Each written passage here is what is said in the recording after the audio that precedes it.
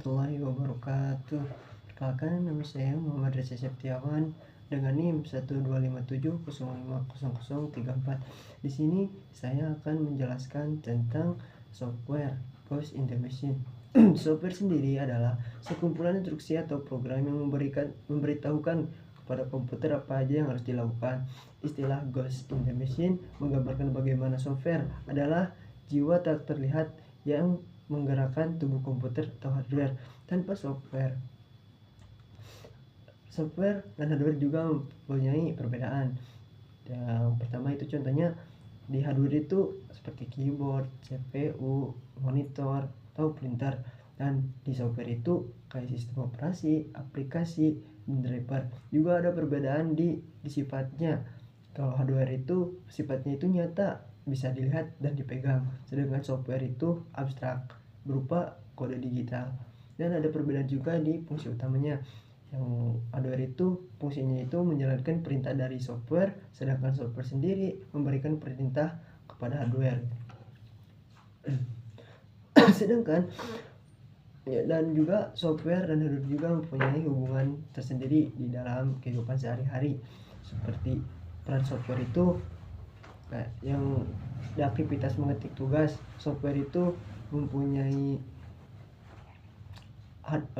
Microsoft Word untuk memproses teks, sedangkan hardware itu ada keyboard dan layar yang digunakan untuk input dan output. Contoh lain itu mengambil foto.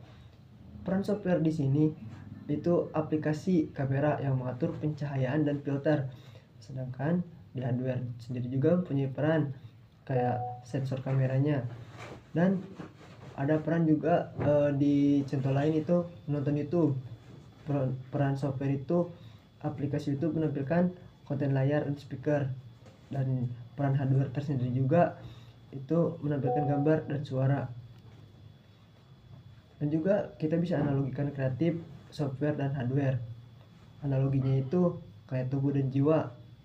Hardware itu tubuh adalah alat fisik, software itu jiwa yang mengatur, menggerakkan, dan memberi makna. Contoh lain di analogi lain, piano dan pianis.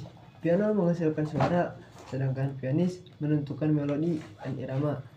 Contoh lain juga di analogi lain, mobil dan sopir. Mobil adalah mesin dan komponen fisik. Di hardware-nya, software-nya itu sopir mengarahkan dan mengendalikan.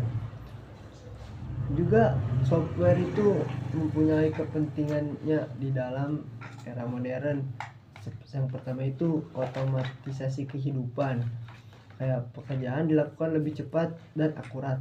Yang kedua itu inovasi dan kreativitas, software mendorong lahirnya ide dan karya baru. Yang ketiga itu konektivitas global, software itu menghubungkan miliaran orang di seluruh dunia. Keempat itu transformasi industri, software itu menjadi inti revolusi industri.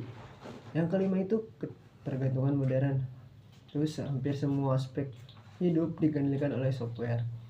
Dan kesimpulannya adalah software adalah jiwa digital dari setiap sistem komputer. Dia menghidupkan hardware dan memungkinkan manusia berinteraksi dan dengan teknologi secara bermakna di era modern. Pemahaman tentang software dan hubungannya dengan hardware menjadi dasar penting bagi siapapun yang belajar dan bekerja di bidang informatika.